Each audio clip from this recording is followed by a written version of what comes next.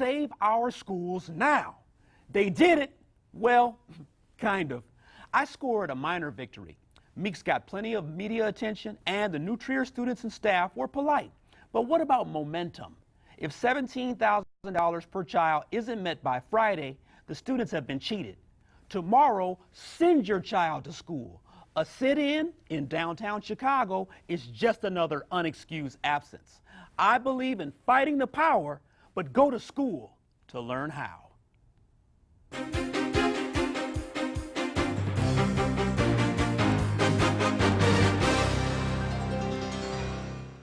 Good evening, everyone. Welcome to We Shall Overcome 2008 with better teachers, better facilities, and a bus trip to New Trier.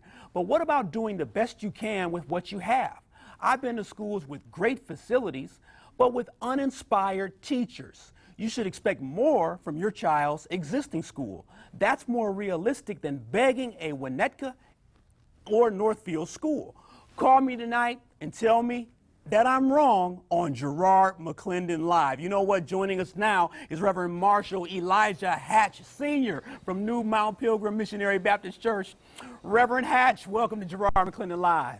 Thank you, Gerard. Good to be here. You know what? Thanks for being on the show. I'm very serious about not protesting against you and Reverend Meeks, but I've got some serious problems with children not going to school. Before we get into that, tell me how things went today at New Trier. Well, of course, it was a super duper day and a super civics lesson for not only the young people that came from Chicago, but those that were at New Trier as well.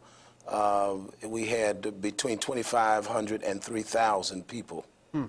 Now, why New Trier? Out of all school systems, why not pick a school system a little bit closer, you know, in terms of, you know, closer to Cook County? You know, why New Trier? Well, obviously, you know, it provides the contrast in New Trier, some $17,000 per pupil in that school district versus CPS, Chicago Public Schools, some 10,000, really less than 10,000, a little less than 10,000 per pupil. So it just provides the contrast. I mean, it really it demonstrates, I think, without question, the shame of Illinois that we are #1 in disparity between the richer and the poorest districts. Yeah, you know, Reverend Hatch, it looks like you've got some ammunition on the phone. It looks like we've got Reverend James T. Meeks. Reverend Meeks, welcome to Garrard McClendon Live. Hey, Gerard, how you doing, buddy?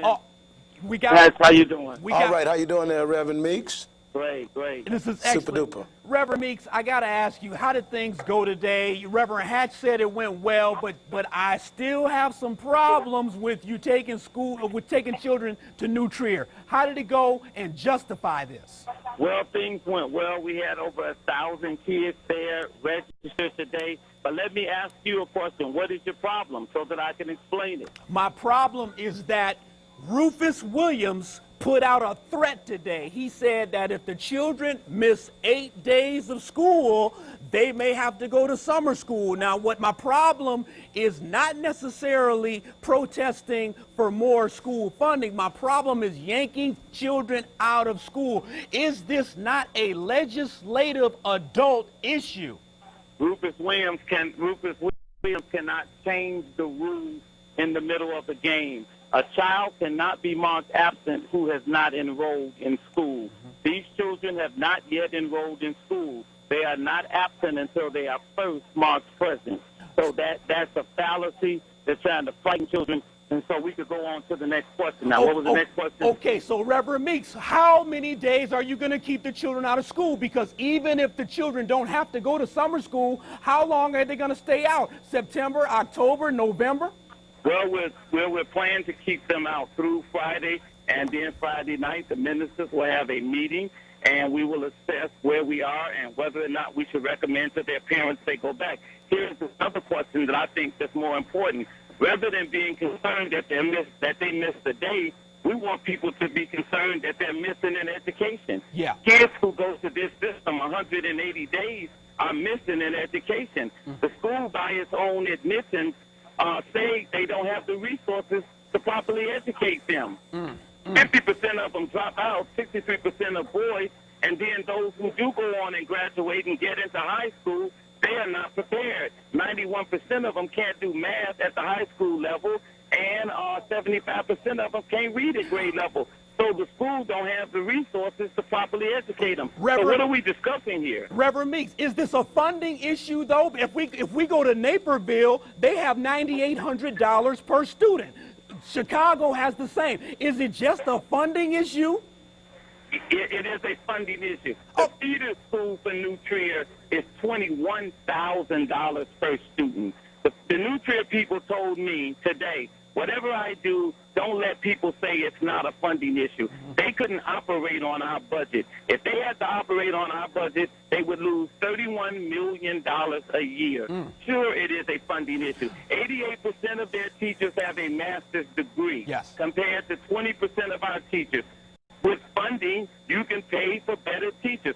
All of their teachers are teaching in the subject matter in which they are trained. Yeah. All of our teachers are teaching in a different subject matter. Okay, Sure, money matters. That's a good point, because when we talk about highly qualified teachers, according to No Child Left Behind, the teachers are supposed to be teaching in their subject matter. My question, Reverend Meeks, is this, and I ask this to you and Reverend Hatch. Are you saying that Chicago public school teachers are inferior? That is not the argument. Yes, it is. And I don't want to get into Reverend it with Meeks, the teachers. Reverend the Meeks, argument you just is, said it. You said that these districts can pay teachers more. You said they have master's degrees. You said they're teaching in their subject area, and now you don't want to talk about it? No.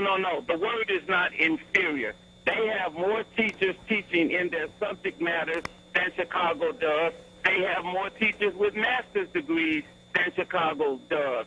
To hire a teacher with a master's degree, it takes money. Okay, but to hire teachers with a master's degree in Chicago, aren't we looking at a quantity issue here? It's easier to hire teachers at $84,000 a year in Winnetka because you have less teachers to choose from and you have expectations that are higher. Isn't that not more difficult in a larger city? You can hire a teacher in any school district if you have the money to pay for them. I met a teacher today who said, hey, the reason I'm out here is because they offered me $7,000 more. But it's just not a matter of now, Gerard. The matter is this. We've been here now for 30 years. Yeah. For 3 decades, we have not educated children. For 3 decades, we have been playing around with Springfield and playing around with this funding inequality. Yeah. When is it going to stop? Yeah. Who will put attention or shine the spotlight on the issue to the point that it can stop? And it has to stop. I must admit, Reverend Meeks, you have shined the spotlight on this. Hold tight. I want to go back to Reverend Hatch. Reverend Hatch, why are you on board with this proposal? Because it's the right thing to do.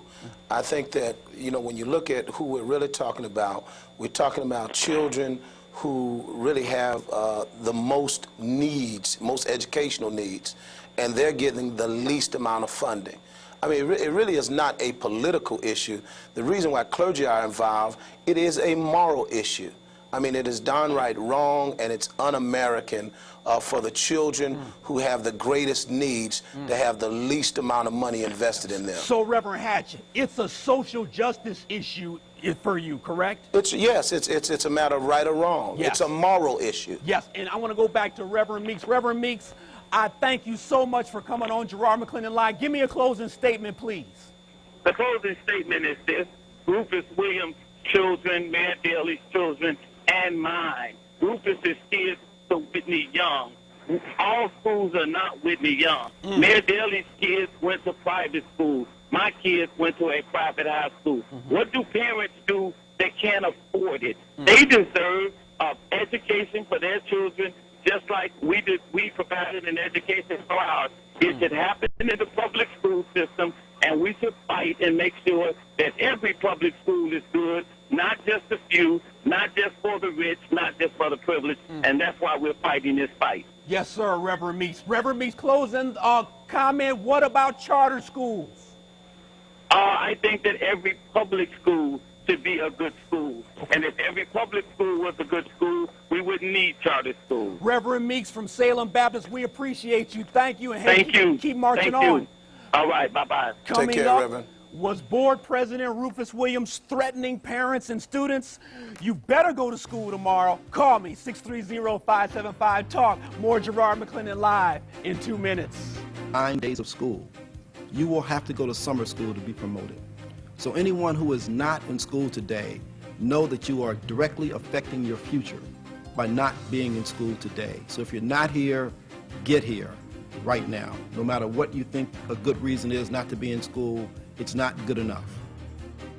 Oh my goodness, I'm telling you, Rufus Williams, it sounded like a threat to me. Pinstripes on, he had the pocket square. Welcome back to Garrard McClendon Live. Question, go to inferior schools close to home or try to enroll in superior ones in a galaxy far, far away. Joining us is Reverend Marshall Hatch. Reverend, thanks for staying with us on Garrard McClendon Live. We appreciate you. Absolutely.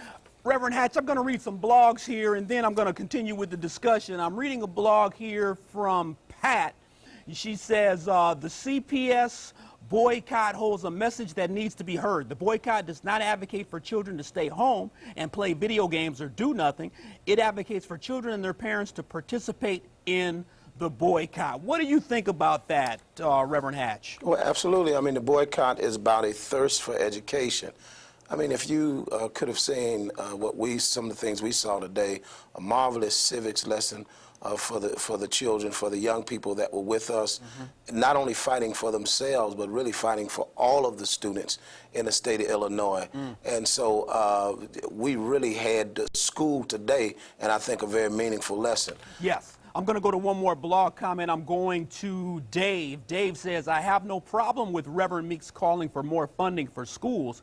In all reality, someone has to pay for it. In some of the poor areas where the kids live, where is it, living with, lots of the parents are not footing their share of the tax bill. You know, that's an interesting point, because if it boils down to just taxes and the tax rate in the neighborhood you live in, you're looking at funding inequality and inequity right there. Absolutely, and I think it's important. We're not just talking about Illinois. This is a problem that other states have fixed and have moved to solve all across the country. Yes, New York yes. is winning kudos nationwide for equally distributing, bringing up schools that are from poor communities and evening the playing field. Reverend Hatch, hold on with me. I'm going to telephone calls. I've got some of the most intelligent callers in Chicagoland. I'm going to Calvin. Calvin, thank you for calling Garrard McClendon Live. What's your comment? Yeah, Gerard, thanks very much. Tell Reverend Meeks, I used to live down the street from him. We went there. In fact, I went to school with his sister. If it snowed, we went to school, Gerard, bottom line. And also, another thing I want to mention, all these millions of dollars from the lottery years ago, they've been talking about this was going into the school fund. Guess what? What's going on with that? Yeah. Now, you got a bunch of grown men down in Springfield fighting over hill and beans. And another thing I want to say, too, is this. We are losing out in the education field. You got China, you got all these people coming across the water, coming to go to school here, and you got kids here that can go here and honestly go to school, and they got tutoring sessions, they got all kinds of stuff to work with here. And, you know, some kids don't want to do that, but the bottom line, I'm going to speak to the ones that want to go to school. If you want to go to school, go to school, because I tell you what, it's rough standing out on a corner talking about going to New Trier High School where you can have an education right here in Chicago. Wow. There's some good teachers there. Hey, Calvin, thank you for the phone call. Reverend Hatch, he's got a good point. I mean, are we complaining too much here? And should we put the onus back on these legislators? There was casino funding, there's lottery funding. Where did the money go? Was there a magician that pulled a rabbit out of the hat and kept the money? I mean, what's going on here? Well, that is the point, that the politicians need to be held accountable. And you know what? Senator Reverend Meeks is a politician. Who's put 3 proposals on the table that have not been acted upon by the Illinois legislature. And so the clergy, because many of us, we're not Johnny-come-latelys to this issue. I mean, this is something we've been working on for year in and year out. In the spring of '07, we thought we had made some movement, but because we thought the governor had promised to help fix the problem here in Illinois and take us out of the basement of education funding. Do you think that the governor is playing hide and seek with you, with Save Our Schools Now and from Reverend Meeks? I think all of them, all of the legislative leaders in the General Assembly, the Speaker, the President, and the Governor need to be held accountable. I mean, it just simply makes no sense that Illinois, we have the widest disparity in the country between wealthy and poor districts.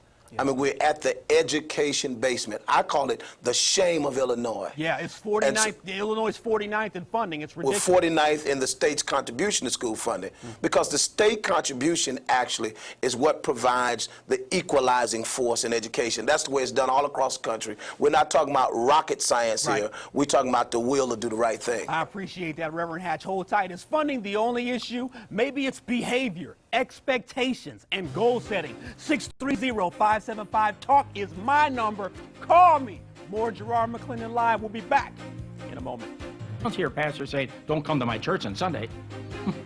You don't hear any of them saying, don't come to my church on Sunday. They want you to come to church on Sunday.